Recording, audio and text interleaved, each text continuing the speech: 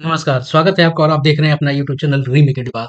बिहार सरकार शिक्षा विभाग ने एक बहुत बड़ा आदेश जारी किया है और वो आदेश है ट्रांसफर। जी हाँ, आपका ट्रांसफर बहुत जल्दी होने जा रहा है और ये ट्रांसफर की जो प्रक्रिया है सभी श्रेणियों की 21 तारीख से आपको उसके लिए पत्र निकलने आरंभ हो जाएंगे। और इस पत्र के माध्यम से एक बड़ा चीज निकल के आया है सरप्लस। जी हाँ, सरप्लस। ये सरप्लस आखिर क्या है? सरप्लस का मतलब होता है आधिक्य। तो क्या जिस विद्यालय में ज़रूरत से अधिक शिक्षक हैं, उनको कहीं और शिफ्ट किया जाएगा? अगर मान लिया जाए किसी ने अगर आवेदन नहीं किया है और विद्यालय में सरप्लस की स्थिति है, जितनी यूनिट्स चाहिए उससे सरप्लस है, तो क्या उनको बाहर किया जाएगा? इन सारी बातों पर इस वीडियो के माध्यम से हम आप तक बातें और ये सूचना पहुँचाएँगे। तो वीडियो को शुरू करते हैं और वीडियो को शुरू करने से पहले आपसे आग्रह है, पहली बार चैनल पे आए हैं तो सब्सक्राइब कीजिए और वीडियो के कंटेंट पसंद आते हैं तो अंत में जाके लाइक ज़रूर कीजिए, लोगों के साथ शेयर कीजिए। चलिए देखते हैं ये खबर आखिर क्या है, तो सरप्लस पे भी हम बात करेंगे। यह जो चिट्ठी है आज पत्रांक 18 गोपनीय और 10/3/2025 को सारे बिहार के जिला शिक्षा पदाधिकारियों को ये लिखा गया है और इसका विषय है शिक्षकों के स्थानांतरण पदस्थापन हेतु ई शिक्षा कोष पोर्टल पर सूचना अद्यतन करने से। मतलब इस पत्र के माध्यम से सारे जिला शिक्षा पदाधिकारियों को आदेश दिया गया है कि ई शिक्षा कोष पर जितनी भी रिक्ति, मैं इस पूरे चिट्ठी को नहीं पढ़ूंगा, इसका सार मैं आपको तक बताता चल रहा हूँ। आपको पूरे जिला शिक्षा पदाधिकारी को यह आदेशित किया जाए कि ई शिक्षा कोष पोर्टल पर सूचना को जो है, इंफॉर्मेशन को जो है अपडेट कीजिए। अद्यतन का मतलब होता है अपडेट करना। क्या अपडेट करना है? रिक्ति। किस विद्यालय में कितनी रिक्ति है और क्या आपको सरप्लस है, कितना अधिक है, इसकी जरूरत क्यों पड़ी है।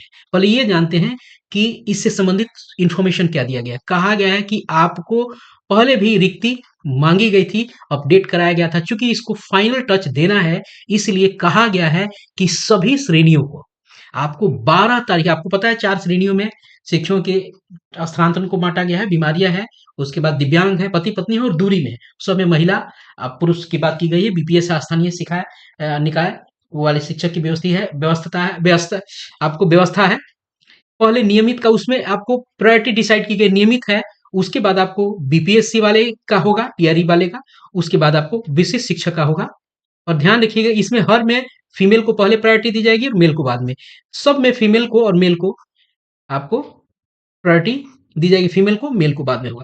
यानी पहले नियमित का होगा, उसके बाद आपको बीपीएससी का होगा, उसके बाद विशेष शिक्षक होगा जो सक्षमता परीक्षा वाले। खैर, सबके रिक्ति अपडेट करने हैं कि कौन से विद्यालय में कितनी रिक्ति है। यदि रिक्ति नहीं है तो क्या सरप्लस है, यह भी बताना है। तो सरप्लस क्यों बताना है? सरप्लस इसलिए बताना है कि मान लीजिए कि किसी लोगों ने, और जहां सरप्लस है वहां भी आवेदन किया है, तो वहां उस आवेदन के लिए आपको नहीं, उस पर कंसीडर किया जाएगा। इसलिए मांगा गया है। सरप्लस का मतलब ऐसा बिल्कुल यहाँ नहीं है कि जो सरप्लस है वहां के शिक्षकों को बाहर का अलग व्यवस्था में भेजा जाए, अलग विद्यालय में भेजा जाए, ऐसा इसका कोई संबंध नहीं है। इसका मतलब है कि अगर सरप्लस है तो वहां आपको ट्रांसफर के लिए विचार, अगर अभ्यावेदन मिले हैं तो नहीं होगा। विचार कहाँ के लिए होगा? रिक्ति के लिए होगा। सरप्लस जानना जरूरी इसलिए था क्योंकि उस विद्यालय के आवेदन को रिक्त करने के लिए आपके पास जस्टिफिकेशन होना चाहिए कि भाई कहाँ वैकेंसी है, कहाँ वैकेंसी नहीं है। ये तो जानना पड़ेगा ना। विद्यालय लगभग 70,000 प्लस विद्यालय है बिहार में, लेकिन उसमें जानना पड़ेगा कि कौन से विद्यालय में रिक्ति है और कौन से विद्यालय में रिक्ति नहीं है। इसलिए सरप्लस की बात हुई है। सरप्लस का बिल्कुल यह मतलब नहीं है कि जो लोग अधिक है उसको कहीं और भेजा जाएगा। बाद में विचार होगा जरूर, क्योंकि सरप्लस है तो डाटा जरूर मिल जाएगा, लेकिन जो लोग जहां अगर अधिक हैं उस पर सरकार विचार, चूंकि सरप्लस होगा तो बाद में छात्र और शिक्षक के अनुपात में व्यवस्था सरकार उस पर करेगी। या तो जो सरप्लस है उनसे आपसे आवेदन ले लेगी, या आप अपने ऑप्शन दीजिए। खैर, ये बात की बात है। अभी बात करते हैं कि क्या है। तो 12 तारीख तक को मांगा गया है कि डीओ 12 तारीख तक अद्यतन कराकर अनुमोदित किया जाना है।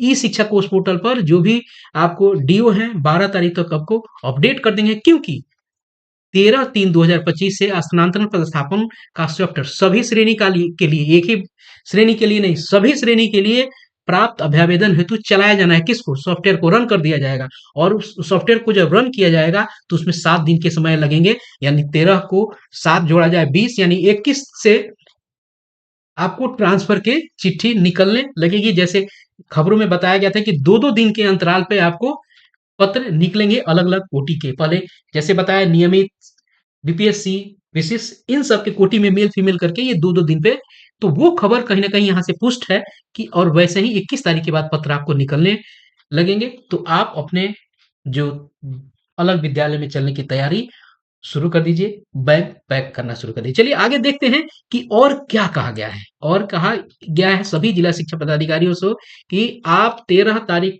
से पहले 12 को अद्यतन कर दें, नहीं तो आप पर कार्रवाई की जाएगी। अगर आप नहीं कर पाते हैं, तो इसकी सूचना आपको, अगर यहाँ लिखा गया है रिक्ति अद्यतन नहीं कर पाए तो निदेशक प्राथमिक शिक्षा को अविलंब दूरभाष पर इसकी सूचना देंगे ताकि सॉफ्टवेयर चलाने को स्थगित कर दिया जाए। लेकिन कोई ऐसा है नहीं कि उस विलंब करेगा, क्योंकि बहुत पहले से बात कही जा रही है। तो ध्यान रखिएगा, एक जब भी जिला शिक्षा पदाधिकारी हैं, सभी जिला शिक्षा पदाधिकारियों से एक पत्र भी ईसा से भरवाया जा रहा है।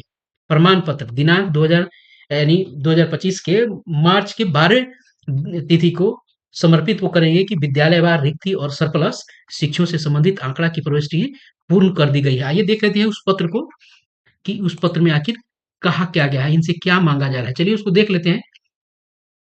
ये प्रमाण पत्र है, सभी जिला शिक्षा पदाधिकारी आपको जिला कार्यक्रम पदाधिकारी और जिला शिक्षा पदाधिकारी इस प्रमाण पत्र को भर के देंगे और इस प्रमाण पत्र में वो बताइए, देखिए क्या वो दे रहे हैं, उनको क्या बताना है। उनको यहाँ बताना है कि कार्यालय, यहाँ पे जिला का नाम लिखेंगे और लिखा है प्रमाणित किया जाता है कि जिला में अवस्थित सभी सरकारी विद्यालयों के लिए विद्यालयवार शिक्षकों की स्वीकृत इकाई यानी यूनिट कितने हैं, कार्यरत कितनी संख्या है, नाम एवं अन्य विवरणी, रिक्ति और सरप्लस शिक्षकों से संबंधित सभी आंकड़ों को ई शिक्षा को उस पोर्टल पर प्रविष्ट कराकर अनुमोदित कर दिया गया है।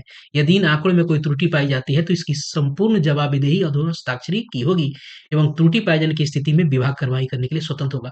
यानी डीओ को यहाँ बाध्य कर दिया गया है, उनको यहाँ बाइंड किया गया है कि अगर कोई भी त्रुटि होती है तो आपको जानकारी होगी कि जैसे ये चिट्ठी निर्गत हुई है, सारे प्रखंड शिक्षा पदाधिकारी को तत्काल सभी जिलों से ऑर्डर हो गए हैं कि कल डाटा को अपडेट करने के लिए कार्यालय पहुंचिए। यानी 12 तारीख को सारा डाटा फिर से अपडेट आपको हो जाएगा और 13 से सॉफ्टवेयर रन करेगा, 7 दिन प्लस होगा, यानी 21 तारीख के बाद ट्रांसफर की प्रक्रिया आरंभ हो जाएगी।